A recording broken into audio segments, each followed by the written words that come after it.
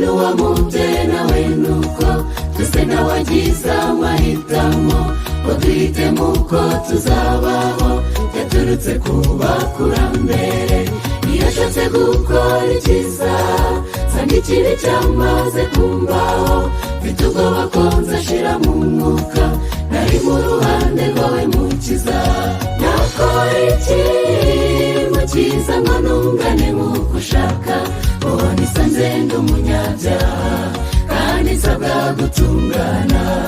kandi na satana ndusha intege reka nisunge ukuboko kwawe kandi nzi kuza nshoboza byose ushaka ngenza uko ushaka ndaje nkunyize nakora iki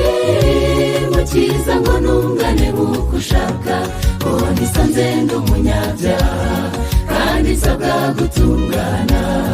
kandi na satana ndusha intege reka nisunge ukuboko kwawe kandi nzi kuza nshoboza byose ushaka ngenza uko ushaka ndaje nkunyize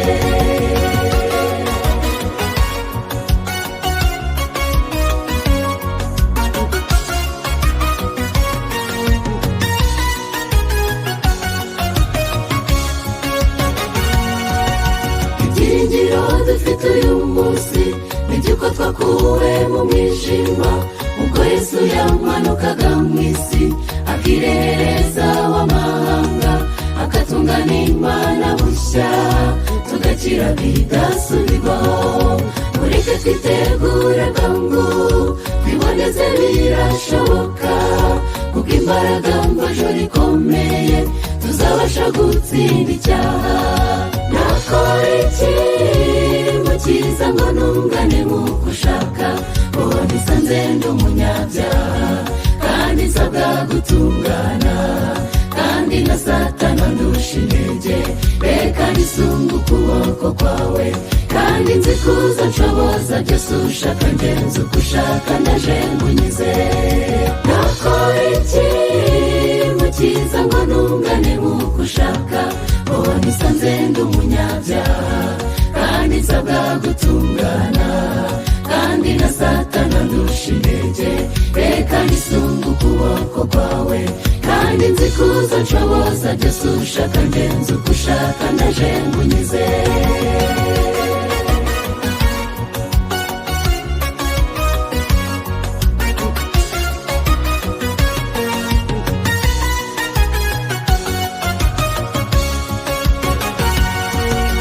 niteguye kuza kubona kandi nzi neza kuri bugufi cyane kugaruka ku isi nanjye ndimo nditegura cyane ndahira Imana ngo nza kubone uza nshoboze ndakwinginze nshoboze kukwitegura ndabizi kuri njye sinshoboye n'umunyantege nke mu mutima kandi n'umubiri urananiwe nakora iki mukiza ngo ntungane nk'uko ushaka uwo nisanze ndi umunyabyaha kandi nsabwa gutungana kandi na satana ndusha intege reka nisunge ukuboko kwawe kandi nzi kuza nshoboza byose ushaka ngenza uko ushaka ndaje nkunyize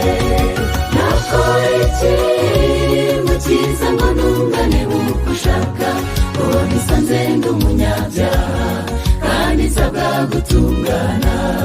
kandi na satana ndusha intege reka nisunge ukuboko kwawe kandi nzi kuza nshoboza byose ushaka ngenza uko ushaka ndaje nkunyize kandi nzi kuza nshoboza byose ushaka ngenza uko ushaka ndaje nkunyize